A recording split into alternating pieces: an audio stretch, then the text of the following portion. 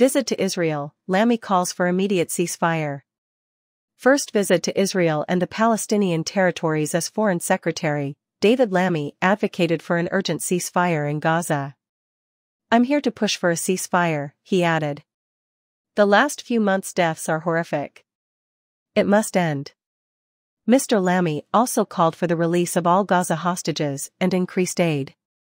On Sunday, the new minister met with Netanyahu and Mustafa. He met UK-connected Gaza hostage family members. Mr. Lammy vowed to do everything to get the captives home. Sharon Sharabi, whose brothers Eli and Yossi were kidnapped on October 7, said after the meeting. The UK government will participate in a process involving all parties. IDF airstrikes likely killed Yossi Sharabi, the Israeli military announced in February. His body may be in Gaza. Mr. Lammy told Mr. Mustafa the UK will promote peace and stability, the British consulate in Jerusalem said on X. The statement said Mr. Lammy expressed his support for Mr. Mustafa's government and its reform program and emphasized the importance of an efficient Palestinian Authority in peace. Mr. Lammy met Isaac Herzog on Monday morning. "It's crucial that, while in a war, we follow international humanitarian law," Lammy said before the meeting.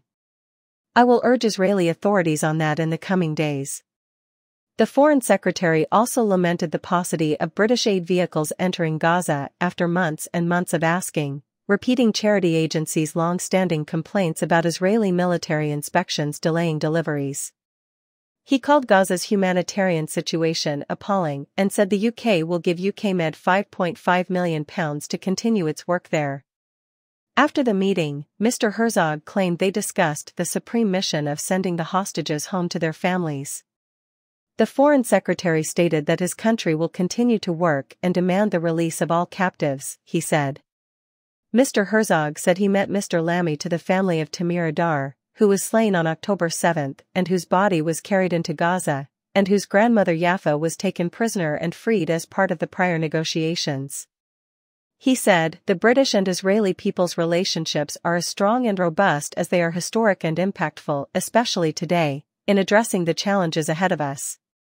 Muslim voters have criticized the Labour Party for its inadequately critical of Israel's response to the conflict. The incoming government must decide whether to curtail or stop military supplies to Israel over civilian deaths. When asked about the transactions, Lammy stated he would look at the assessment and the legal considerations. "That process has begun and I intend to report to Parliament as soon as possible," he said. He also promised to announce UK money for UNRWA, the UN's main Gaza aid organization, in the coming days. The UK was one of more than a dozen countries that halted agency financing in January, following suspicions that several staff members were involved in the October 7 attack. It is one of the few that have yet to restore it. Labour has vowed to recognize the Palestinian state, but when is unknown. After last October's Hamas strike that killed 1,200 and kidnapped 251, Israel invaded Gaza. Mr. Netanyahu said Israel will fight until all hostages are liberated and Hamas is annihilated. The Hamas-run health ministry reports 38,584 Gazan deaths from Israel's offensive.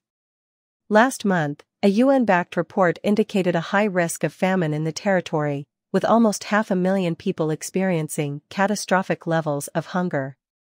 Israeli strikes since Saturday have killed at least 141 civilians, the government claimed. Israel said one of those humanitarian zone strikes targeted Hamas leader Mohammed Deif. He leads Hamas Al-Qassam brigades and is one of Israel's most wanted. He may have planned the October 7 strikes.